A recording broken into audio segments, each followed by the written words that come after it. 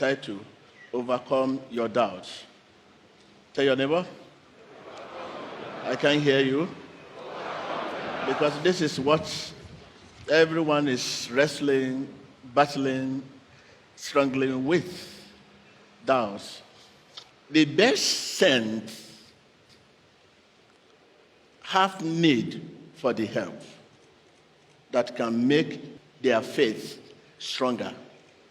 Tell your neighbor, the best saints have need for the help that can make their faith stronger. Who are you then? If the best saint, saint.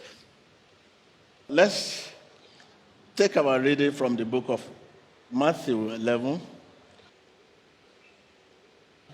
Now it came to pass when Jesus finished commanding his 12 disciples that he departed from there to teach and to preach in their cities. Verse 2. And when John had heard in prison about the work of Christ, he sent two of his disciples. Verse 3. And he said to him, are you the coming one? Or do we look for another? Verse 4. Jesus answered and said to them, go, tell John the things. Take note of that. Go, tell John the things which you hear and see. Too concrete this time. Go, tell John the things which you hear and see. Verse 5. The blind see, the lame walk, the lepers are cleansed, and the deaf hear. The dead are raised up, and the poor have the gospel preached to them. Verse 6. Blessed is he who is not offended because of me. When you begin to look at all the biblical character, take the case of Abraham in Genesis 15, verse 6. Abraham believed, but still he wanted a sign.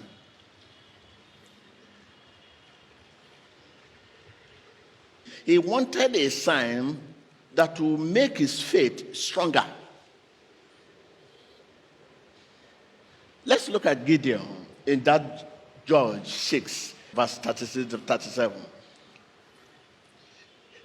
Gideon believed, but still he wanted concrete sign to strengthen his faith. Let's someone say, overcome your doubt. I can't hear you. John the Baptist in that Matthew 11. John the Baptist believed, but also he wanted concrete sign to make his faith firm that, yeah, you are the one. Not that he does not believe, he believed. He wanted concrete evidence, concrete sign. Yes, that is why he sent his two disciples there. Many people in the Bible whom we consider to be pillar of faith, had moment of doubt. This does not mean that they had less faith, but that their faith was being challenged in a new way.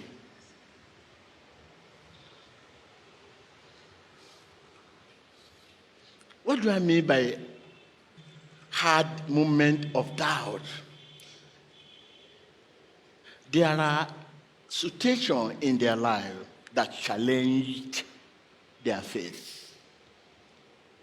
Uncommon, unusual things that they came across.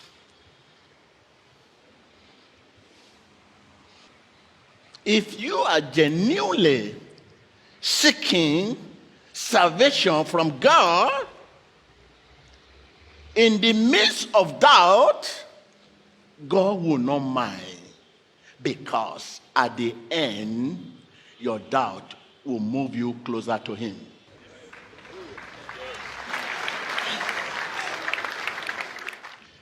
There are situations in their life that challenged their faith.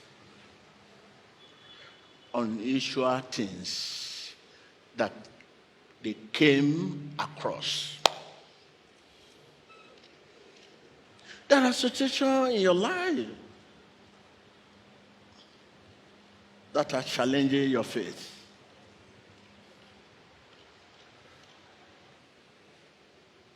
What are the situations in your life that are challenging your faith? Let such situation move you closer to God, not further away from God. Tell your neighbor, let such situation move you closer to God, not further away from Him. Because some will say, no, I'm poor, no, I'm sick, no. In cases of prolonged, uncomfortable situation, such as sickness, disease, hardship, poverty, and lies, one seems to be tempted to doubt his ability and desire to help. One seems to be tempted to doubt his desire or ability to help. So I've been in the sickness for many years. Look, I've been a Christian for long, and you have friends that they are church goers, but you are a doer, as you believe. Their faith was being challenged in a new way. What one has not experienced before in one's life cropping up will generate anxiety, worry, panic, doubt in one's faith. What you have never experienced before. You begin to ask yourself, how does this keep coming? What has happened to me? Tell your neighbor, overcome your doubt. I can hear you. I can hear you. Yes, overcome your doubt. When you open the book of Matthew 14, verse 31, David, John the Baptist, and Peter, along with many other biblical heroes, struggling with various doubts. When Peter was asked to drop his net, he said, Jesus, I've been there for many months. I've been doing what you asked me to do. Why can you ask me to drop my net? No. God does not mind doubt as long as we are seeking answer from God. in the midst of it. Tell your neighbor, God does not mind doubt. As long as we are seeking answer from God in the midst of it. Yes, God does not mind doubt. Does not mind doubt. But mind you, doubt can become sin if it leads you away from God. I tell you neighbor, doubt can become sin if it leads you away from God to skepticism, cynicism, then to hard-heartedness.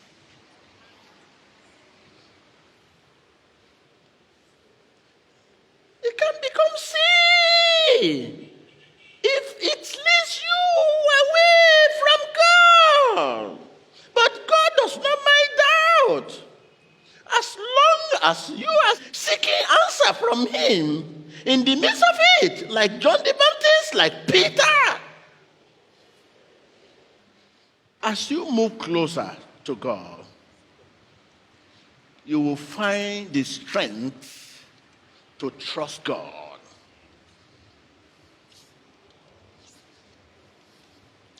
As you move closer to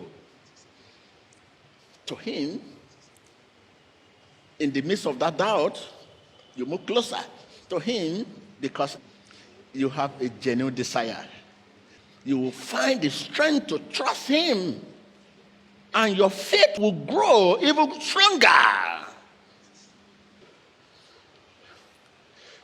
One of Satan's tactics is to get you to doubt God's goodness. Tell your neighbor, one of Satan's tactics is to get you to doubt God's goodness. God's time is the best.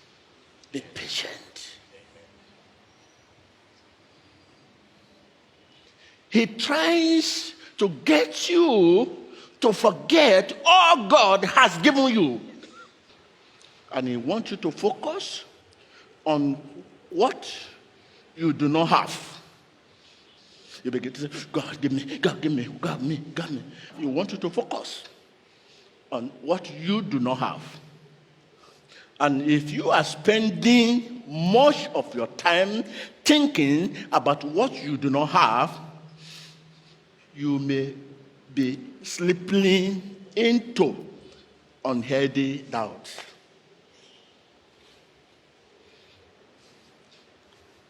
Today, we only acknowledge the immediate goodness of God when we receive, and thereafter never mention that miracle, that blessing, that healing, that deliverance, that we never mention. That is Satan. Remember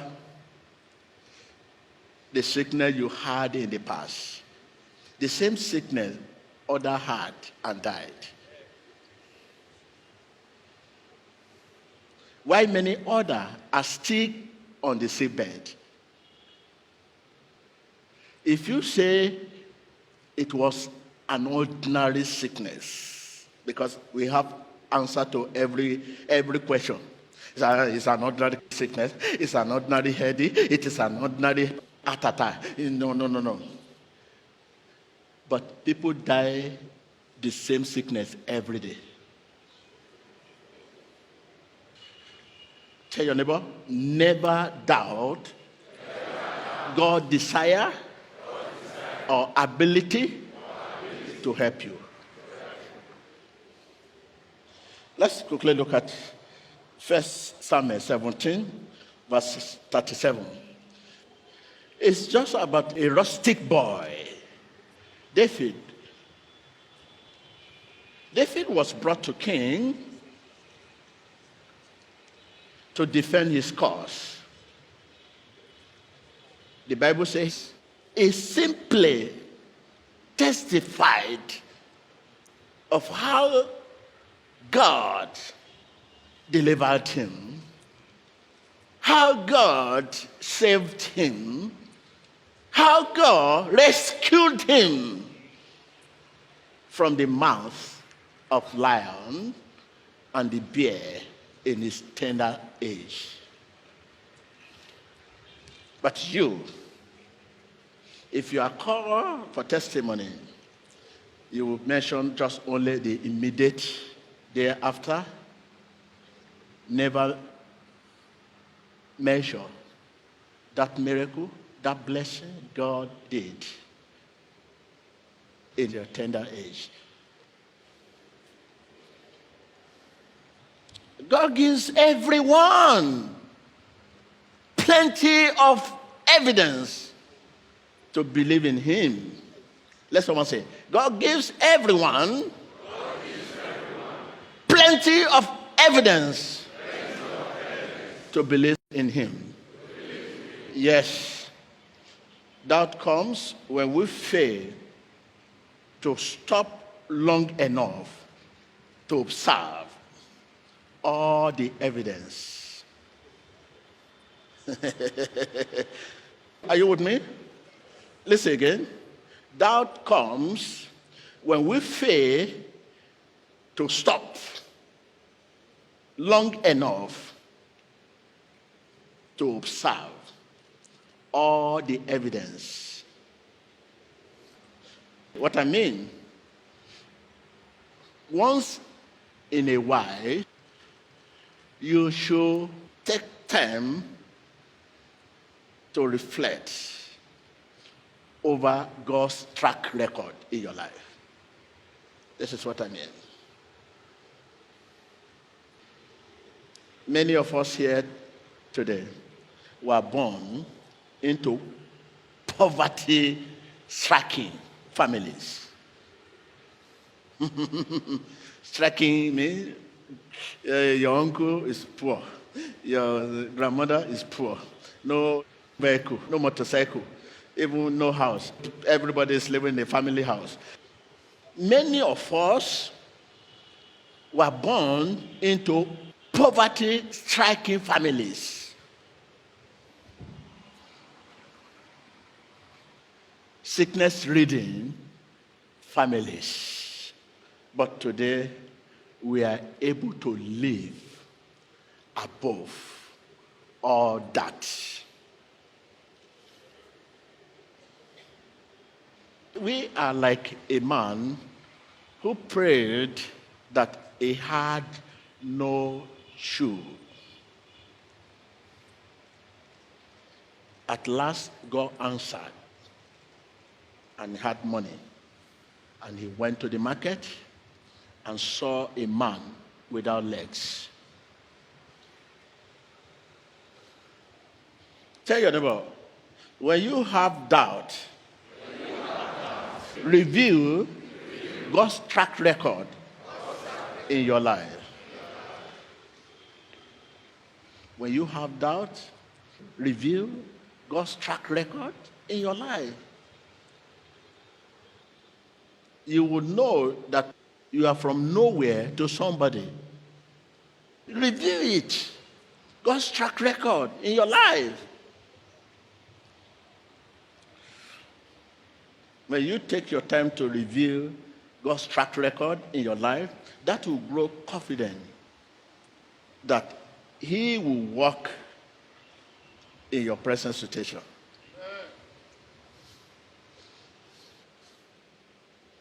When you are struggling with doubt, take time to remember the way God has worked in your life. As you recall God's track record, you will grow confidence that the situation you are in is not like others, for the glory of God. As you recall God's track record, you will grow confidence that whatever situation you are in, going by the track record, look at me here. I spent 20-something months in my mother's womb. Why I was not delivered at 9 months? For me to be there for 20-something months and nothing happened to me, and I was delivered. The same day I was delivered, the 7th day, a stone came from nowhere to hit me and kill me, but I escaped this. And going by my track record in the past, wow. Each time I take time to remember the way God has worked in my life, as I recall God's track record, it grows confidence in me that whatever is not like other for the glory of God.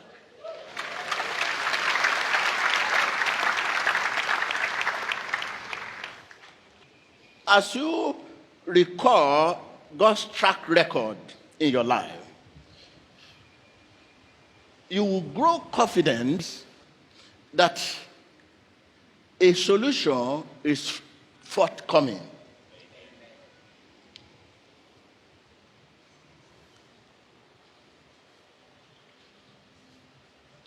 You will grow confidence that your present situation will be overcome by God, as He did in the past. You will grow confident that God will never fail you or abandon you, because He has not and never did in the past.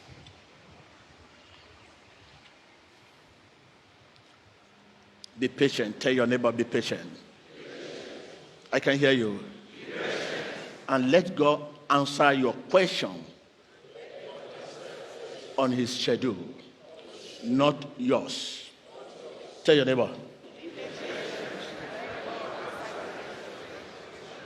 Be patient and let God answer your question on His schedule, not yours. God's time is the best. At God's time, it is all good. Thank you. Rise up.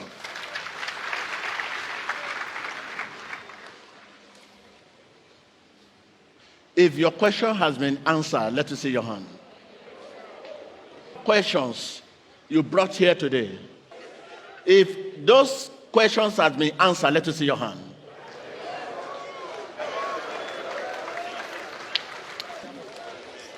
Your question has been answered. Your question has been answered. Viewers all over the world, your question has been answered. Viewers all over the world, your question has been answered. Viewers all over the world, your question has been answered. Thank you, Jesus. So doubt can move one closer to God.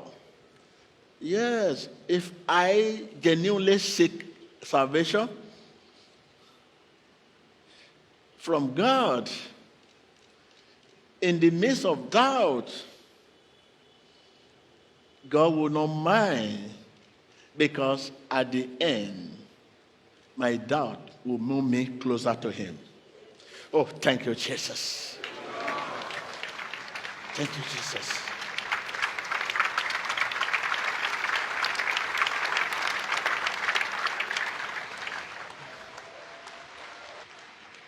So God is aware that there are some challenges, prolonged, uncomfortable situation. One seems to be tempted to doubt God's desire or ability to help. Oh, God is aware. Father, thank you.